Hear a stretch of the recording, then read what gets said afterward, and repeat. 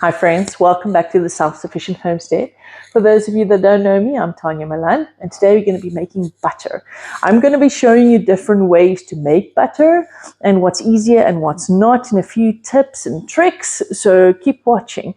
Before we do, I just want to say today's episode is in memory of my mother-in-law. I think we should start celebrating and cherishing the people in our lives that make such a huge difference, that's taught us so much, that's really sewn into our lives. And she was one of them.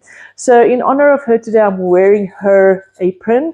And if you look at the back here, all those kettles, these beautiful wooden buckets, all come from my mother-in-law's kitchen, and they are adorning mine today. So there's a lot of history in this kitchen today. So okay, let's get to the butter. This is butter that I made earlier today. Beautiful farm butter. And this is what I will teach you. Let's look at our cream first. So this cream is fresh cream from Petunia the cow outside. And this is from yesterday. So it's been chilled in the fridge for 24 hours. That's the first thing. It must be cold to be able to make butter. Does it have to be 1 day old, 2 days old, 5 days old? You know what? I've actually found that 5-day-old cream makes butter easier than 1-day-old cream, which is interesting. So if you are struggling, rather let your cream stand in the fridge for a few days and then you try and make butter. But after this, you should not be struggling, because I'm going to give you all the tips and hints that you need. You will also notice in my bottle, I've got milk and I've got cream. Now, this is not out of choice. This is just my method of harvesting my cream. If you have a creamer, a cream separator rather, then you won't have any milk in your cream. However, I do not have a cream separator, so I just let my milk stand in the fridge for 24 hours, and then I scoop off all the cream from it and put it in a jar. So this is what happens then. A few hours later, it separates. This is not ideal, but I will show you how to deal with this, because if you do have 50% milk in there, you're going to take much longer to make your butter than if you just had 100% cream. So let's look at the methods of making cream. Now, before I start, I need to tell you something. Somebody told me the other day that they take a Coke bottle, put the cream in there, they tie it to the rim of their wheel, and they drive to the gate and back. By the time they get back from their farm gate, they've got butter. So you can do it that way if you wish. Anyway, that just sounds like a lot of work to me to try and get it fixed to the wheel and not drop it. So I'll just teach you the traditional methods. First of all, I used to use a Consol bottle. Works really, really well. And basically you just shake the bottle to get your butter. However, there's some things that you need to know when you use a bottle to make butter. You cannot fill your bottle all the way to the top, because what happens when you start shaking or whipping cream, the volume increases. So there won't be space for this cream to increase, and you will really not be able to make butter. So maximum 2/3 of your bottle full of cream, and then you start shaking. That gives space for the increase of volume, and it also makes it much easier on you when you are trying to make butter. So that's the first one. Our second option is this beautiful vintage churner. You do get them on Marketplace or on Facebook groups maybe still. So they are really, really stunning. But you know what? I tried using this thing once, and in my opinion, this thing is good for one thing: for standing on your cupboard and looking very pretty. So that's just what I'll do. That thing is more work than shaking a bottle, so not for me. The third option is a blender. Now, this is the option I will use today just because it's easy. With this option, I make butter in a matter of 4 minutes, or I churn it in 4 minutes. With this bottle, it normally takes me around about 14 minutes. With that, it takes me forever, so I don't want to use that. So we're going for the 4-minute option today.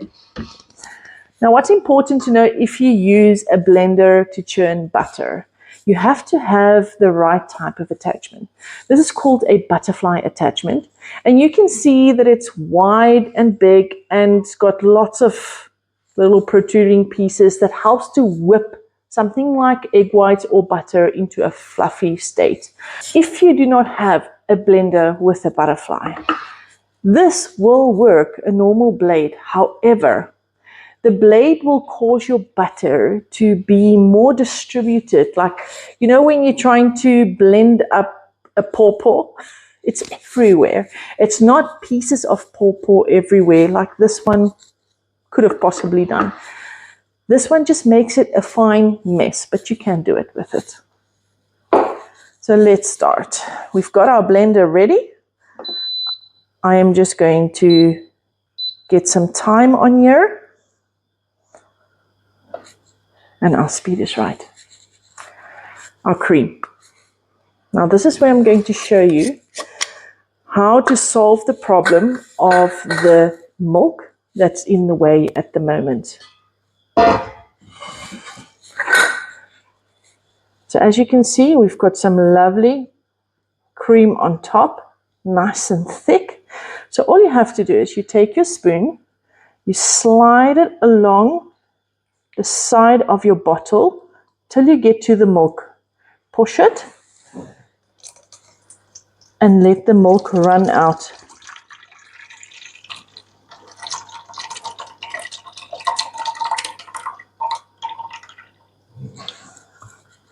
You do have some cream that's in the milk there at the moment, but it's so much easier to just drain the milk and lose a little bit of cream than to put everything in here. It takes so long to try and get that with all that milk. I'm just going to add this. There's a little bit of milk still left, but I'm going to add this cream in here. And now I need a spatula to scoop out every last bit from here.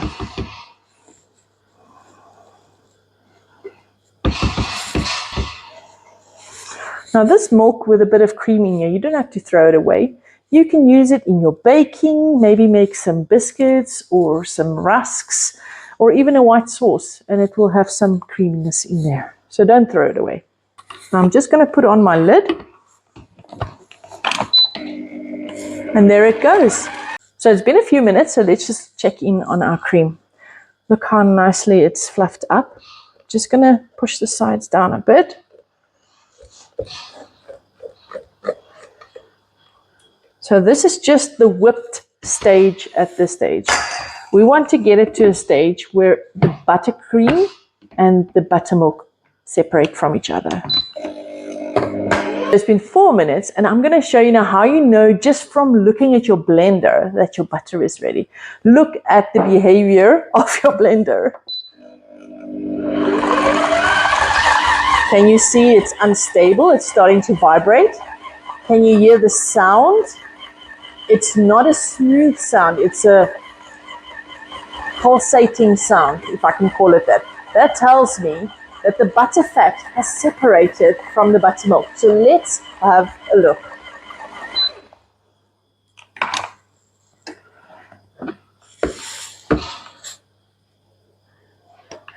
And there we have it, butterfat and buttermilk. The next step is to separate the butterfat from the buttermilk. And for that, we need a bowl and a sieve. So let's just move this guy away a bit.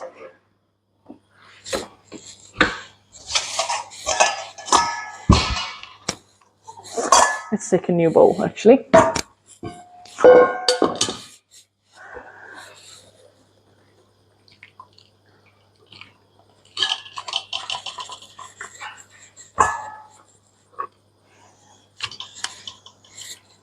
So this is your butter, but it has got a lot of buttermilk still in it. So we need to get rid of all that buttermilk. And here at the bottom is your buttermilk. Don't throw this away. You can use this once again in your biscuits, in your cooking. In South Africa, we make buttermilk rusks, which are delicious. If you want to know more on how to make that, just let me know. We can make a video on that. But I'm just going to put this aside because we're going to have to wash this butter now. Now you've got two options once again. You can either do this manually inside a jug. You put your butter in here, put your water, and you push your butter against the sides to press out all the buttermilk, or you can put it back into your blender and do it automatically. You have to change water all the time for a few times, be it with your blender or with this method. So let's follow this method. First of all, I'm just going to get my butter in there.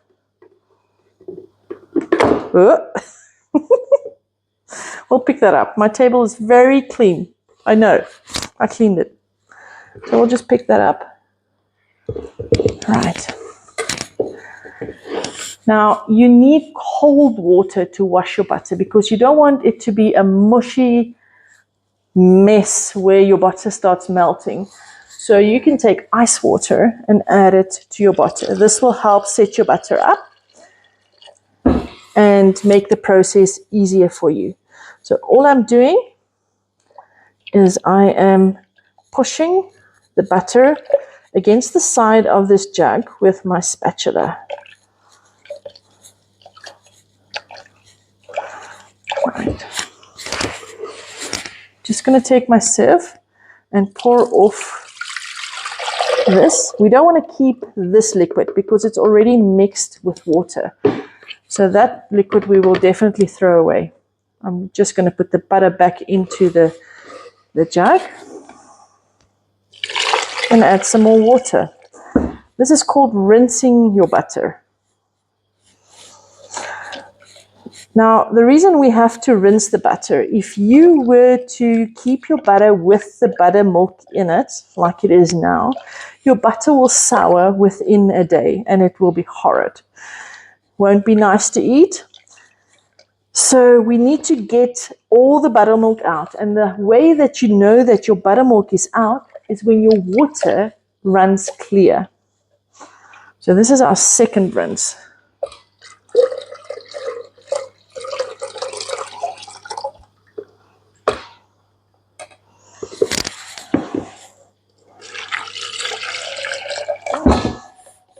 Already you can see the water is not so milky anymore. It still is not clear, but it's already a lot better.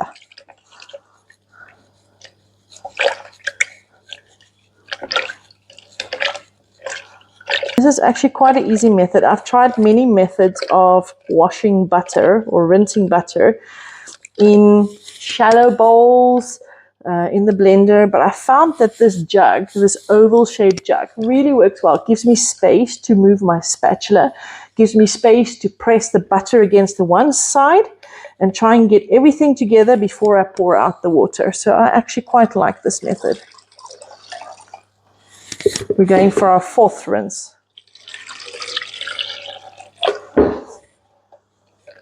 Let's see. Already it's starting to look a lot better. I'm going to do a rinse quickly.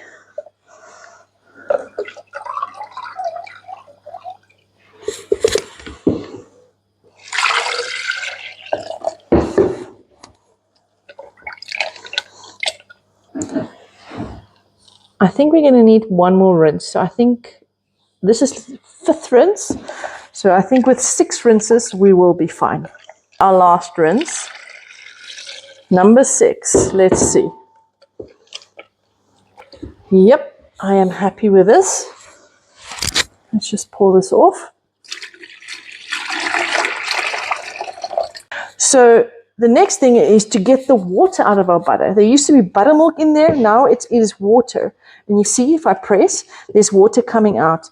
We need to pour that water off as well. Otherwise, we're going to have these droplets of water in our butter when we want to spread it.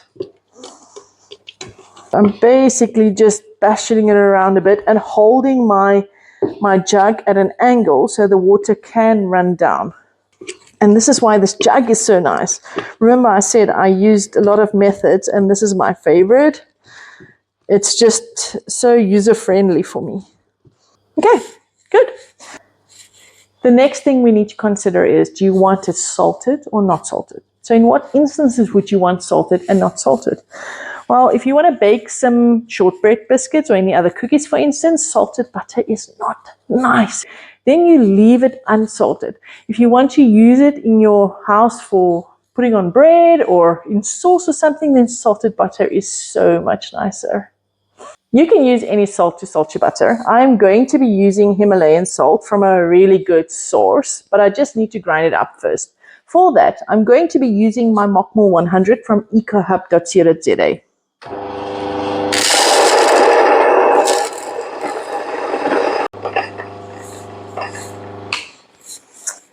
Lovely fresh ground salt. And now for this amount of butter, I will put just about a teaspoon. And all I have to do is just mix it up in here. Make sure you mix it through well, because you don't want clumps of salt in your butter. All right. Now we need to store our butter. So you can either use one of these vintage molds, put your wax paper in, press it down in and close your paper and store it like that in your fridge or your freezer. Or you can put it in a container like this. Ta-da! So let's put this on our bread. Now, if you don't know how to make bread, Abby's got a cool video. It's about 3 or 4 years old, but she showed everyone how to make bread. I'll put the link in the comments. So let's go get our bread. Whew, nice. Hot bread. Let's get this out. Very hot. Very hot. I know I'm not supposed to be cutting into a bread when it's still hot, but who cares? So in our household, we like to do it. And you would be struggling if you had a pathetic knife to do it with. I don't. I've got an Orejen knife or Orejen sourdough knife to cut mine. So I don't have problems cutting hot bread and making the bread go all squishy because the knife can't cut through bread. This knife is just magic. Look at that. I literally took this bread out of the oven and brought it to the table, and this knife is cutting through the bread like a hot knife through butter.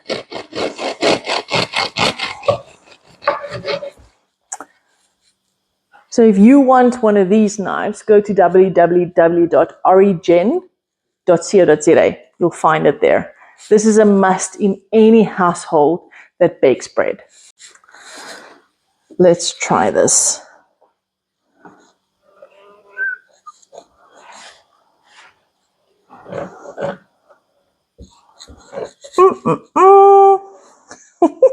And because I make it myself, I'll put it on nice and thick.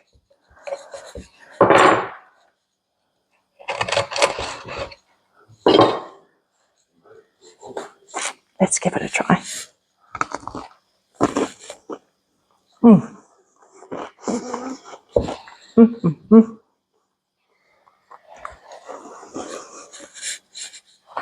Absolutely. Absolutely delicious. Thanks, Nia. Guys, if you enjoyed this video, please like it. If you would like to see some more, subscribe. If you would like to buy me a coffee, there's a link in the bio. You will also find EcoHub's details for the Mockmill 100. You will find Orejen's details also in the description. So I hope to see you soon in my next video again. Thanks, guys. Goodbye.